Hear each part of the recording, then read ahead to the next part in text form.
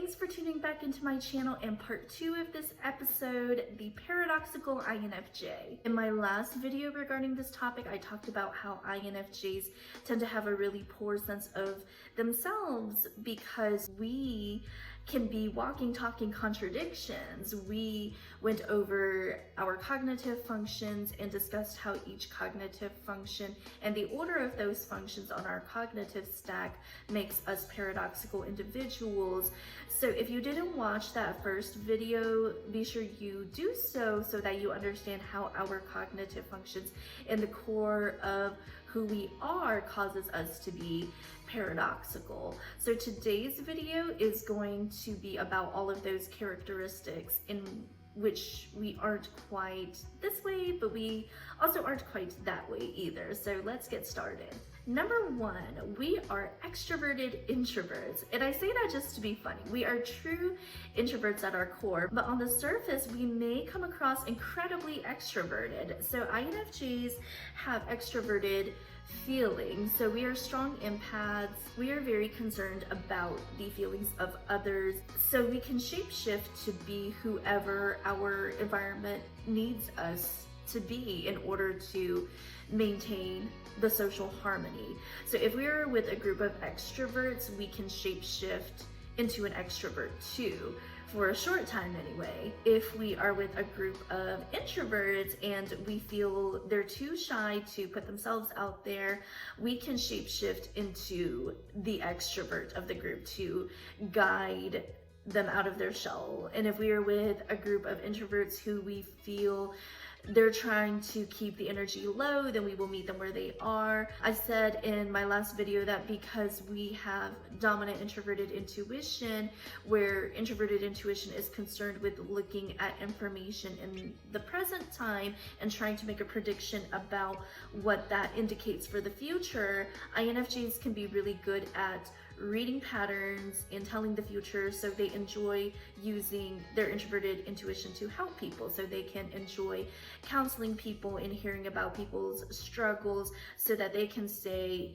you know, you're having this problem because of this underlying problem. So if you keep going down this path, things will end up like this. If you don't want to go down that path, then you need to do this, this, and this. And the INFJ isn't just, you know, shaking their finger at people and then walking away. They truly, genuinely care about people, and they will follow up with that person and make sure that they're doing okay. And this is why INFJs get confused as extroverts. But too much of this all the time really drains the INFJ, and we really do default to wanting to be alone in order to recharge ourselves. Number 2, INFJs are very smart but can appear kind of slow. So Wences, who is a fellow INFJ YouTuber, made a video called The Exceptional INFJ Learning Style. And I loved this video because she talked about how INFJs can appear to be kind of like slow learners. So whether it's learning material in a classroom or learning a skill at a job, we just don't pick up on things as quickly as other people tend to be able to do. So even when people, you know, like those really witty people come up with these like subtle jokes, and everyone within a stone's throw will toss their head back and laugh, and you, the INFJ, are just standing there like, and they're side-eyeing you like, she doesn't get it. I think our inferior extroverted sensing is partially to blame for this, where we have a hard time being in the present moment and physically learning a skill. But even when we aren't learning something physical and we're learning something theoretical like an academic subject, it takes us a while to grasp it. So we have to think on it for a while in order to grasp it before it processes and registers and we understand it and accept it. So I think our introverted intuition and introverted thinking are to blame for this. So again, introverted intuition and introverted thinking are concerned with having like a mental database of information and really taking the time to analyze everything and then piecing it all together and seeing how all of this information like fits together and how it works together as a whole. So this is important for us to do so that we can like scan for discrepancies and any inconsistencies in information, or figure out like what information doesn't belong or what's not matching up. So in the way that Wences described it, we don't have like a linear way of thinking. Like we can't be taught like, okay, chapter 1, next chapter 2, next chapter 3. Like our way of learning is to have like a bird's eye view of information and to be able to look at all of the information at once so that we can, like I said, understand the subject as a whole. But a lot of times, of course, that's impossible to do. Like sometimes it's a lot of information and you do just have to learn all of the material in small details bit by bit. So the INFJ's learning style, it takes us a little bit longer to learn new information and new skills. But because we do best with the bird's eye view of learning, once we do have all of the information and once we have been able to piece it all together and the INFJ has grasped all of it, they will know its ins and outs and they will be the expert on that topic or that skill. Number 3, I talked about this a little bit in my last video, but are INFJs logical or emotional? The answer is a little bit of both. So we have our feeling function coming in second on our cognitive stack, but then our thinking function is right behind it, coming in third. But because we are introverts, I think our default for ourselves is the thinking function, the introverted thinking function. So we are logical and analytical with ourselves. Like I think me by myself, I can be quite robotic. Like I'm punctual at my job, I do my job well, I stay on top of my tasks. I don't slack, I pay all my bills on time. Like I with myself am very structured and very robotic. I do the TI thing when it comes to myself, but then when I have to extrovert myself, I flip on the FE switch and it's almost entirely all about the people that I am with. I try to be flexible with everyone's needs and I want to keep them happy. I don't try to impose my logic on other people because I'm afraid that that's really boring. And also your introverted functions is subjective and it's personal to you. So I don't see a point in imposing my logic on others. I'm just like, what do you guys want to do? So INFJs are warm, personable, and FE, but then to themselves, they are more stringent and like business and TI. Number 4, are INFJs calm or really intense? I have heard people describe us in both ways, and I do think that we are a little bit of both.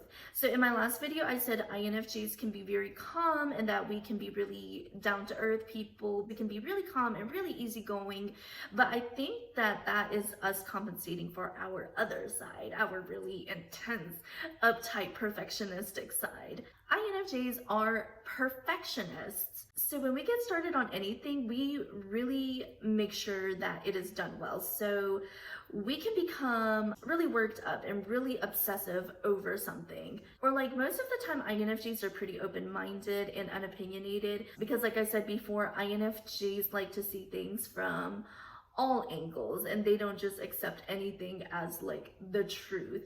But when they have seen all sides of something and they know that it is the truth, they will defend it very intensely. So most people think that INFJs are really calm and easygoing, but then when you see them get started on a task or when you say something that does not align with an idea that they have concluded to be like the truth, you will instead get like a really intense, sharp whip of an INFJ. And they might even tell you you're wrong. And most people will be taken aback. They'll be like, oh man, I thought that they were so FE, but they actually kind of have this like mean side. Not because we are actually mean, but because we are usually so unbothered otherwise that when we show an ounce of pushback, it surprises people and it makes them second guess if they really knew us as these warm and kind people that they thought we were.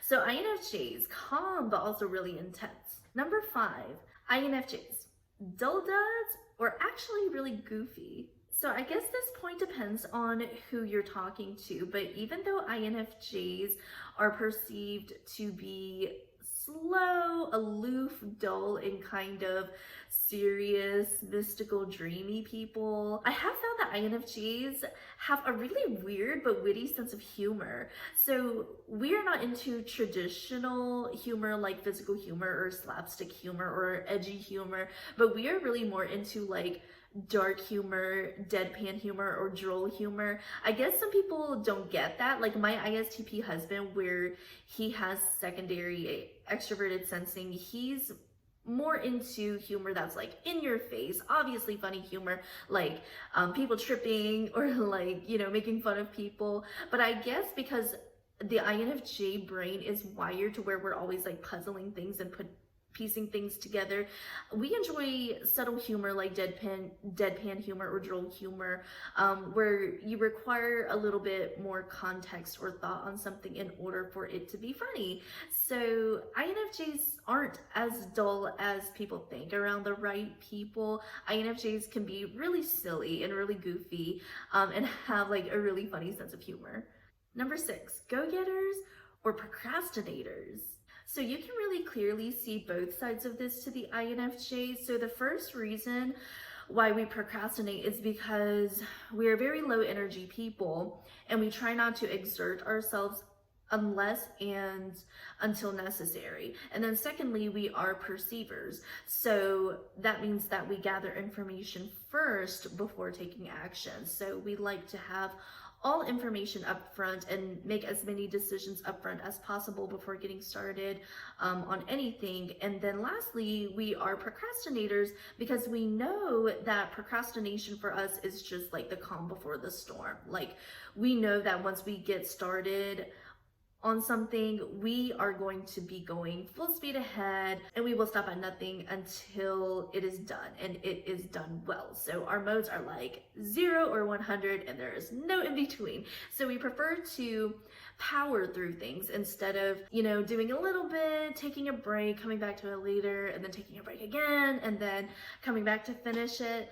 Like that just feels too scattered and disorganized for us. So when we are done prospecting all of our options, our introverted intuition lays out the path, and then we put ourselves on that path to achieve whatever it is that we set out to achieve, and we make consistent effort towards that goal until we reach it, and then we can move on to something else.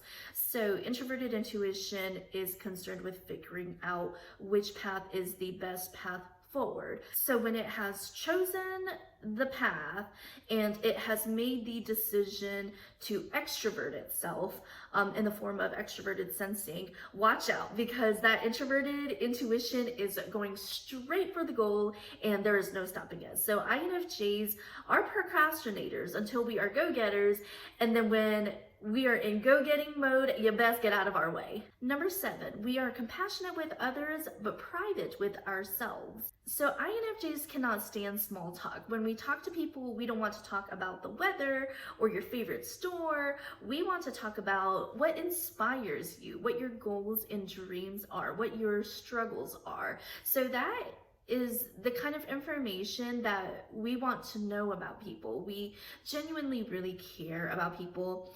It's our extroverted feeling at play, but also our introverted intuition. So we are always wanting to know more of what's beneath the surface. But when it comes to ourselves, we have a really hard time opening up. We are afraid that most people won't understand where we're coming from. We also feel like we can't explain all of these weird things that go on in our head and we can't put it into words. And even if we were to meet someone who is understanding and they don't mind taking the time to listen to all of our weird musings, we have a difficult time communicating and articulating our thoughts. The thoughts in an INFJ's mind aren't really so much thoughts, but this might be strange to people who don't have introverted intuition, but the thoughts of introverted intuition are not really so much thoughts that can be verbalized, but they are more like flashes of symbols and images, and you wouldn't really be able to understand unless we were able to somehow like put a projector into our brains and then like project it onto like a backdrop. But even then, the pictures won't be clear because even to us, it's not clear. It's like we have a voice or a language in our heads that is personal to us and us only. And we could try to roughly translate it and explain our thoughts to others, but then like the translation would not be exact, and then some of the meaning would get lost in translation. And that's why we don't really open up. It's hard to open up. It's not that we don't want to, it's partially because we don't really want to, because the thoughts in our heads can be like pretty crazy sometimes, but it's mostly because it's a chore just trying to explain our thoughts in their entirety. Number 8, INFJs are hopeful but also kind of pessimistic. INFJs are idealists and we are humanitarians, so we really want to see the human race do well. We want to see a peaceful, harmonious world, but then when we look at the world, we're like, oh, people are so dense sometimes. It's easy for us to be aware of and hold ourselves to basic virtues like being kind, being honest, loving thy neighbor, but then we see such awful things going on in the world. We see war and genocide and corruption and greed, and although no one likes it, I mean, unless you're just like pure evil, which there are some people in the world who are just pure evil, some people can shrug it off and say, you know, well, that's just part of life. But it really weighs on the hearts of INFJs. We are introverted intuition dominant. We have an idealization of how the world should be. And this is not how the world should be. There shouldn't be corruption. There shouldn't be greed. There shouldn't be racism and hate and stealing and cheating and lying. And that's common sense. But people still choose to be ugly in this world, and INFJs don't get it. We feel really defeated when we think about it, and as much as we want to take a stand, we feel so small. So we try to do little things where we can, like being kind and being generous, and we just continue to hope that the powers that be will have a change of heart and you know, help us change the world for the better. Number 9, we understand others, but not ourselves. So because we have dominant introverted intuition, it's easy for us to dissect situations, look underneath the surface, and see what's going on a deeper level. And then we also have this innate ability to forecast what is likely going to happen based on current patterns of events, and how certain actions can alter outcomes.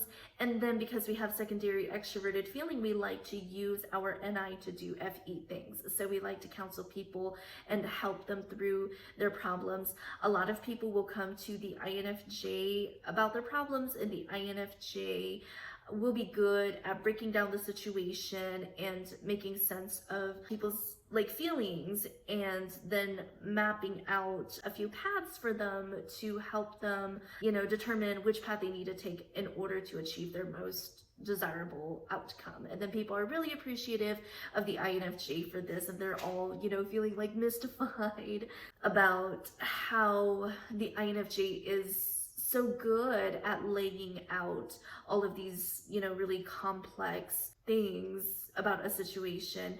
People can come to the INFJ with their problems, and the INFJ will be really good at recasting what the person said, in a way that makes better sense. And the person will be like, how did you know that? Or they will be like, yes, that is exactly how I feel. And the person will walk away with a new and refreshed perspective, feeling heard, feeling understood. But guess what, guys? You may or may not know this about the INFJ, but even though we are really good at understanding others, we have a terrible time understanding ourselves. So I'm not saying that people are easier to read and INFJs are these like mystical complex beings that are so much more special, and that's the reason why we can't even read ourselves.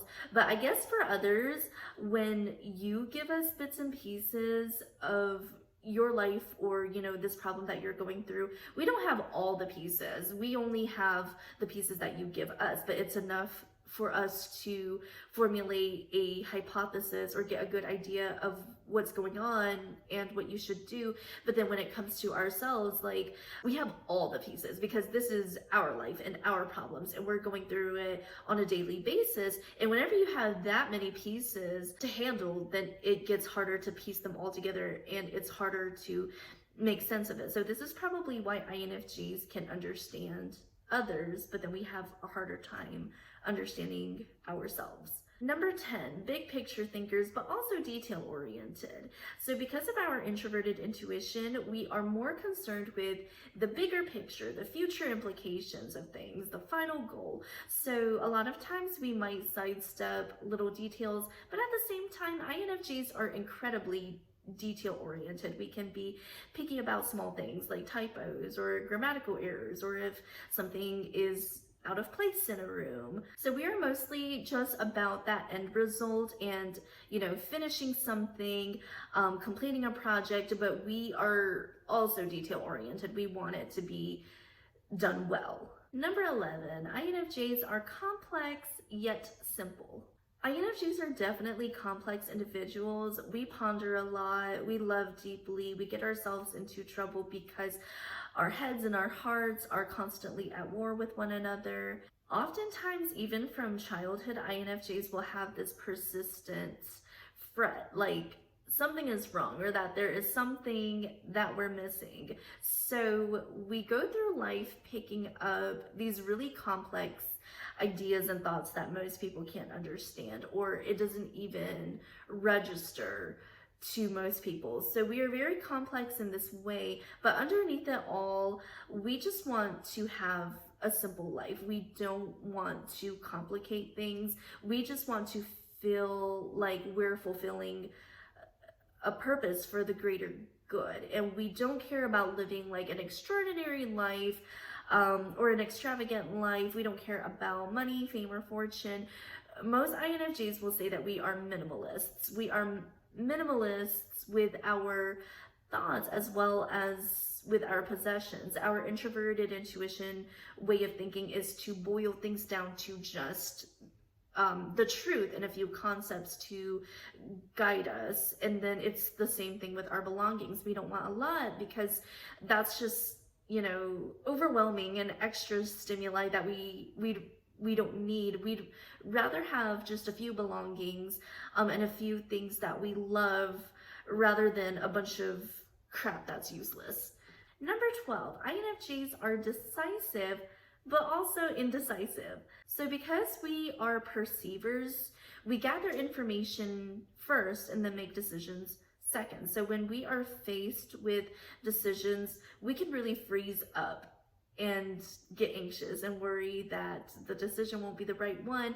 So we will fret and fret and fret. But once we have taken the time to gather all of the information to make sure that we make a solid, well-informed decision, and once we have made that decision, we stick by it and we try not to loop back around and second guess our decision. We will be like, this is the decision that I have made and I am going to run with it and I am going to see it through to the end. And then even though we can be anxious when making a decision and we can hold off on making a decision, it is still our goal to eventually finalize on a decision. We may put it off, but we don't try to run away from it, nor do we just try to like ignore it, hoping that it'll like go away. We will still try to make it a goal to finalize the decision. So in this way, we are indecisive, but also very, very decisive. Number 13, INFJs are non-confrontational, but want open and honest communication. So INFJs have secondary FE, and we are very afraid of hurting people's feelings or making them uncomfortable. So we will avoid confrontation like the plague. So even if someone is crossing all sorts of boundaries with us, we would rather try to like build our boundaries around how they're moving around us rather than just to simply assert our boundaries. Not a healthy thing to do at all, but it happens. But despite being super passive and non-confrontational, when given the opportunity to address a problem, especially when it's someone that the INFJ is comfortable with, or especially when they are defending someone or something that they believe very strongly in, the INFJ can surprisingly be very upfront and honest. When I have an issue with someone that I love and I know that we have a relationship to maintain, I feel like letting issues slide will just cause a slow eventual demise of our relationship. So I can be very upfront with people that I love. Like I will tell my husband big things like, I don't like the way that you treated me in front of those people, to just very small things like, please will you close the kitchen cabinets after you're done using them. But those aren't real examples, but those are just kind of like the things that I will say to my husband, because I want him to thoroughly understand like where I'm coming from. And if he thoroughly understands my logic and where I'm coming from, then maybe he will be more willing to meet me halfway, and I want us to work things out and achieve that perfect relationship, like what INFJs are always working towards. We're always trying to make our relationships just like that, like perfect golden relationship, and have that perfect golden understanding. Likewise, if there is anything that I'm doing that is not sitting well with him, I absolutely want him to come tell me, and I welcome that open, honest communication over him sweeping it aside and allowing it to continue to bother him. Like I want to be perfect for him. Like even if it's something that he is willing to just like let go, I'm like, no, tell me, like I want to know so that you know, like we can work through it. And even if I can't do what he wants, I want to be able to at least tell him why, so that we can make a compromise. So INFJs can be incredibly and surprisingly assertive when they have been pushed too far. Like I used to play volleyball with this girl who just never had anything positive to say, and she would just like criticize everyone. And I remember one time after we lost a really close game, you know, we were like sitting out, she was just like going down the line of all the teammates and just telling us like what we did wrong, what drills we're gonna be doing at the next practice. She wasn't even like a captain, she was just another player, but everyone just accepted that she was like the bossiest girl on the team. So, you know, I guess she just figured that we should all just like expect like a certain attitude from her. And I remember when she was just, you know, going down the line, just bagging on everybody after this loss, like I lashed out at her, and it was completely out of character for me, because I can probably count on one hand the number of confrontations I've had with people. But I think it was just a combination of like the major disappointment from the loss, and then the exhaustion, and the fact that I really did try my best. And I'm sure that all the girls tried their best too, like none of us wanted to lose. But the fact that she was like yelling at everyone and really bringing down that environmental FE, like I stood up to her. And I don't even remember what I said. It was like an out of body experience. I just know that I must have said some pretty bad things because the other girls were having to like hold us back from each other, and everyone was like walking past us and like staring. I did text her back later to like apologize, but just for the yelling though, like I was not sorry about standing up for myself and for the other girls. But that's the INFJ for you. Whether or not they are in the wrong, they will still try to keep the peace as best as they can. Number 14, we are terrible speakers, but also really good speakers. INFJs have such complex thoughts, and we have a difficult time putting it into words and formulating our thoughts, and then putting those thoughts into coherent sentences. And this is exacerbated when we have to do it impromptu. We need at least some bullet points by which to follow, but when we are speaking on something that we are super passionate about, even though we might have trouble finding our words or formulating our sentences coherently, people can feel the passion in our speeches. Think about Jesus or Adolf Hitler or Martin Luther King Jr. These are the best known supposed INFJs, and they are known for their passion and their incredibly compelling speeches and teachings. So again, INFJs do not just accept just anything as a truth. Our NI and our TI really makes sure that we really take the time to analyze something through and through and know its ins and outs before we accept it. So once we have seen all the angles of something and we know that it is what we believe that it is, we are compelled by it, and we will defend it, and will be incredibly passionate about it. So we can speak very well on it, and people will feel the passion in our speech, and they will definitely know that we're not just BSing it. Number 15, we are skeptics, but also believers. So like I said earlier, because we have NI and TI and we take the time to sit with information and think on it and analyze it and compare, new information with pre-existing information in our mental database of information, we don't readily believe or accept just anything. So our minds are like a puzzle. When we receive any piece of information, it is like a puzzle piece for us, and we're trying to see where it fits. So if it fits with the pieces that we have already pieced together, then we are a little bit more willing to accept it. Like, yes, it's consistent with the pre-existing information that we have in our mental database, and it makes sense, it belongs, it has a place. And if it doesn't fit, then we kind of just see it as an outlier or some information that is irrelevant. But of course, our puzzle will, have a ton of holes in it. We will know that there is a ton of information in life that we are missing, and we can't really figure out what it is, and we'll know that we may never find that missing information. So even though INFJs are skeptics, where we don't just readily accept anything, we are also just as willing to be believers and accept that we don't know everything, and that we have to have a faith that everything is going to come together, that, everything does make sense and everything does have a purpose, and we just don't have all of the pieces, and we just have to have faith that everything is going to work out for the greater good. So that's the end of this video. Thank you for bearing with me. So if you're an INFJ and you find yourself very paradoxical, then please comment below about the traits in which you're not really